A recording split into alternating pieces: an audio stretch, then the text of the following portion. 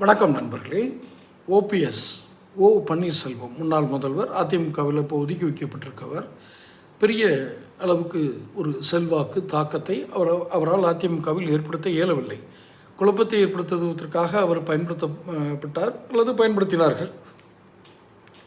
இப்போது ஓபிஎஸ் கூட இருந்தவங்களாம், ஐயா கூடாரம் காலியாகிட்டு இருக்கு, அரசியல் எதிர்காலம்னு ஒன்று உங்களுக்கு இருக்கா அல்லது உங்களை நம்பி வந்த எங்களுக்கு இருக்கா அப்படின்னு சொல்லி கேள்வி கேட்க ஆரம்பிக்கிறாங்க.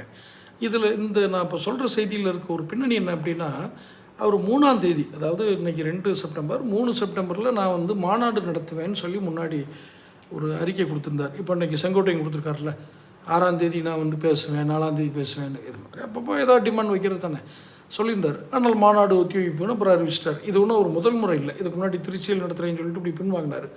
அப்பப்போ ஏதோ ஒன்று காட்டணுன்றதுக்காக இவர் இப்போ என்ன இருக்கிறாருன்னா, ஓபிஎஸ்ஸை சுற்றி இருக்கிறவங்க, ஐயா நாங்கள் கும்பலாக கூட அப்படியே சரண்டர் ஆகிடும், ஓபிஎஸும் இந்த மனநிலையில் தான் இருக்கிறார் என்று தான் தகவல்கள் வருகிறது. காரணம், இனி இப்படியே போச்சுன்னா எந்த கட்சியில் சேர்த்துக்குவாங்க? ரெண்டாவது, தவறான அணுகுமுறைகள்.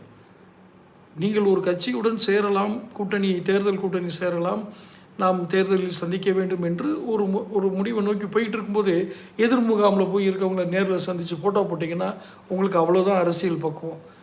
என்ன தலையெழுத்து, இவங்கெல்லாம் நமக்கு முதலமைச்சராக இருந்தது தான் ஒரு பெரிய அதிர்ஷ்டம் நமக்கு.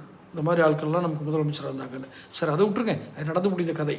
இப்போ என்னன்னா, ஓபிஎஸ் தன் கும்பலுடன் சரண்டராக தயார். இபிஎஸ் சேர்த்துக்குவாரா அப்படின்னா அப்புறம் ஏற்றுக்கிறது கொஞ்சம் சிரமந்தான். இவர் எத்தனை நாளைக்கு நம்ப முடியும்? இவர் இப்படி தான் அங்கே போவார், இங்கே போவார், என்கிட்ட பேசியிருக்கும் போதே ஸ்டாலின்கிட்ட போய் கை கொடுப்பார் அப்படின்னு சொல்லி ஒரு குற்றச்சாட்டை ஒரு மேலே வைக்கிறதுக்கான வாய்ப்புகள் இருக்குது. இதையெல்லாம் கடந்து ஓபிஎஸ் மீது நம்பிக்கை ஏற்படுத்துவது என்பது மற்றவர்கள் செய்கிற முயற்சியாக தான் இருக்கும். ஒரு பக்கம் தவேக, ஒரு பக்கம் திமுக, இப்படியெல்லாம் சுற்றி சூழ நிற்கும்போது, சரி வாங்க, ஒரு தொகுதியில் ஒரு ஓட்டு கூடுதலாக கிடைச்சாலும் ஓகே தானே, அந்த அடிப்படையில் வேணால் ஓபிஎஸ்ஸை சேர்த்துக்கலாம்.